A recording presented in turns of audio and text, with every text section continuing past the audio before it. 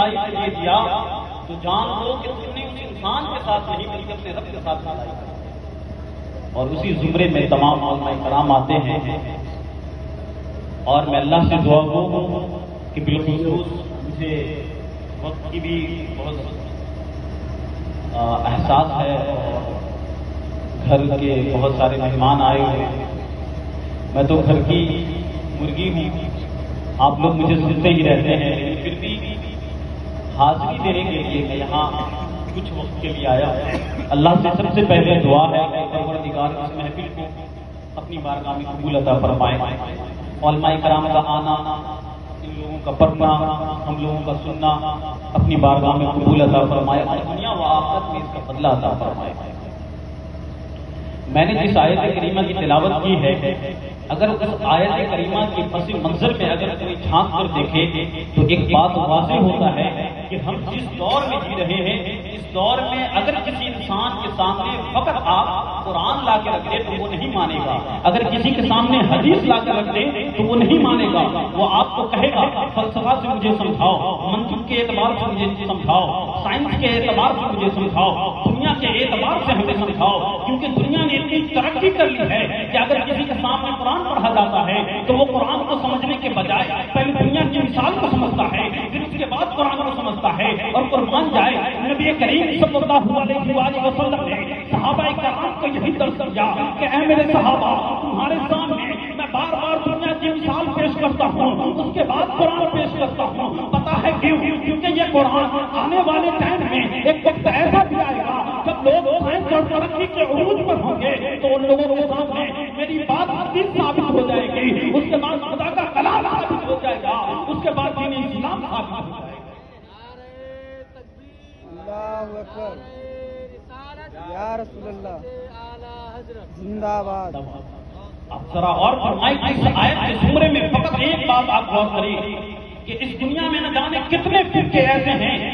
ایسے فرقے نظر آئیں گے آپ کو جو یہ کہیں گے کہ ہزاروں دیوی دیوتائے ہیں، کوئی کہیں گے کہ عیسیٰ علیہ السلام خدا کے بیٹے ہیں، کوئی کہے گا کہ اسرائیل علیہ السلام اس کے اللہ کے بیٹے ہیں، کوئی کہیں گے کہ فرشتے اللہ کی بیٹیاں ہیں، نہ جانے ایسے ایسے فرقے نظر آئیں گے، کہیں گے نبی نہیں ہے بلکہ حضرت علی نبی تھے، ایسے ایسے فرقے نظر آئیں گے جو اللہ کی وحدانیت کا انکار کر دیں گے، ایسے ایسے فرقے نظر آئیں گے جو ایک دوسرے کو ماننے میں اختلاف کر دیں گے، لیکن تمام لوگوں کو ایک جگہ بیٹھا دیا جائے اور کہا جائے دنیا کی ہر شے میں تیرا اختلاف ہے، تو کہتا ہے یہ دن ہے، یہاں رات ہے، یہاں بارش ہے، یہاں طوفان ہے، خدا تک کو ماننے میں تیرا انکار ہو جاتا ہے، تو کہتا ہے کہ میرا خدا سچا ہے، وہ کہتا ہے میرا خدا سچا ہے، یعنی خدا کو ماننے میں بھی تیرا اختلاف ہے، لیکن ذرا بتا تو صحیح دنیا کی کوئی ایک شے ایسی ہو سکتی ہے جس میں تیرا اختلاف نہ ہو سکتا ہے، تو شیعہ بھی کہے گا ہاں ایک ایسی شے ہے، عیسائی بھی کہے گا ہاں ایک ایسی شے ہے، یہودی بھی کہے گا ہاں ایک ایسی شے ہے،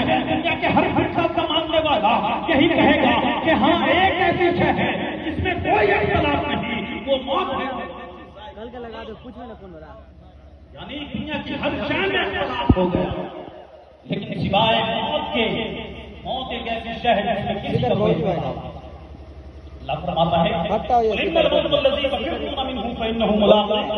اے نبی آپ فرما دیجئے کہ جس موت سے تم بھاگ رہے ہو وہ تمہیں کہیں نہ کہیں ضرور مل جائے گی، اور تمہیں اپنے آسمان کے حقیقی کی طرف لوٹنا ہے جو تمہارے ظاہر و باطن اندر و باہر کا علم رکھتا ہے، اور کل قیامت کے دن جب اولین و آخرین جمع ہوں گے، نفس نفس کا عالم ہوگا تو تمہارے نام اعمال کو جمع کیا جائے گا، اور اگر تم نے اللہ اور اللہ کے رسول کی اطاعت میں زندگی گزاری ہوگی تو تمہارا نام اعمال تمہارے بائیں ہاتھ میں کیا جائے گا، فرشتوں کو پیغام دیا جائے گا کہ اسے خوشخبری دو کہ اب اسے موت نہیں آئے گی، اب اسے جنت میں داخل کرو، اور اسے بتاؤ کہ اللہ کی اس نے عبادت کی ہے، اللہ کو راضی کر دیا ہے، آج اللہ نے جنت سجا دیا ہے۔ اس کے بعد کچھ لوگ ایسے ہوں گے جس نے دنیا میں حرام کو حرام نہ سمجھا ہوگا، حلال کو حلال نہ سمجھا ہوگا، اللہ کے بندوں کو تکلیف دینے میں زندگی گزاری ہوگی، اپنے پڑوسیوں کو تکلیف دیا ہوگا، علماء کرام کی عزت کو آبرو کو پسو خود ڈالا ہوگا، جس نے رسول اللہ کے سامنے گستاخی کی ہوگی، جب اس کا نام اعمال سامنے آئے گا،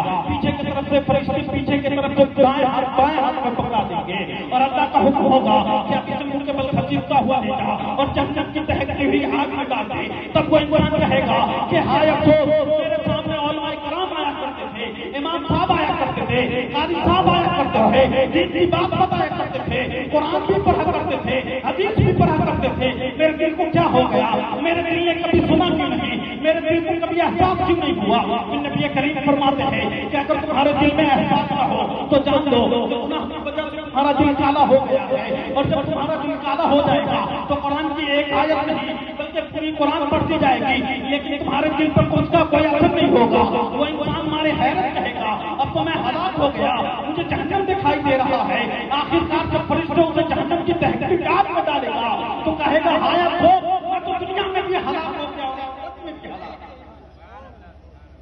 یہ اس کی ہلاکت کا سبب ہوگا.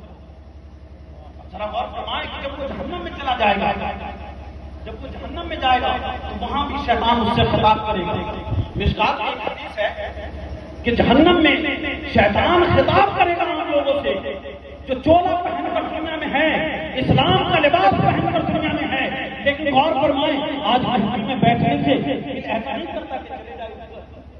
گھر میں 1 گھنٹہ بیٹھے, لیکن رسول کی بات جب سنے تو آپ کی آنکھیں بند ہونی شروع ہو جائے گی. حضرت میں غور کرتا ہوں بہت ساری جگہوں پہ سب سے زیادہ نیند مسجد میں آتی ہے. اگر آپ 15 منٹ کی تقریر کر دیں تو سب سے زیادہ لوگ سونے والے مسلمان ہوتے ہیں. یہ ہمارے ایمان کا جذبہ ہے. نبی کریم صلی اللہ علیہ وسلم فرماتے ہیں کہ اے میرے صحابہ, مجھے پتا ہے کہ کون شخص ایسا ہوگا جس کا ایمان مجھے حیرت میں ڈال دے گا. صحابہ کرام کہتے ہیں یا رسول اللہ, فرشتوں کا ایمان, وہ اللہ پہ ایمان لاتے ہیں, اللہ کی بارگاہ میں رہتے ہیں, اللہ کے حکم کو بجا لاتے ہیں, اس کا ایمان بڑا باقی والا ہوگا. تو اللہ کے نبی فرماتے ہیں نہیں, وہ تو اللہ کی بارگاہ میں رہتے ہیں, اس کا ایمان کیا کمال کا ہو سکتا ہے؟ پھر اللہ کے نبی کہتے ہیں اور بتاؤ.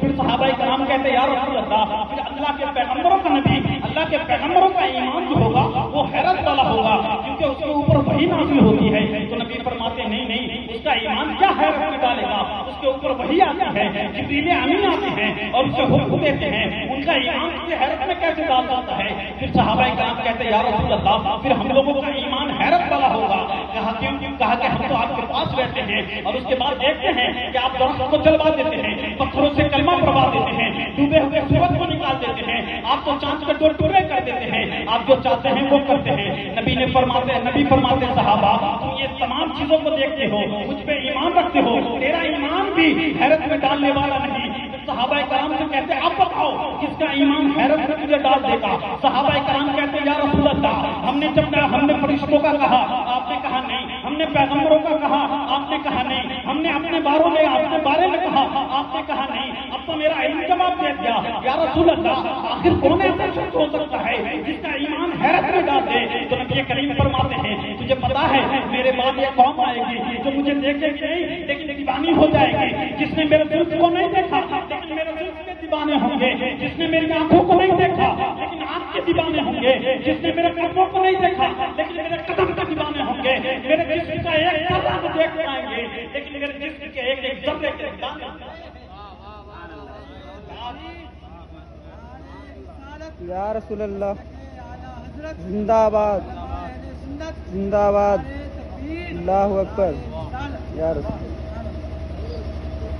یہ حیرت میں ڈالنے والا ایمان اب ہم لوگوں کا ہے.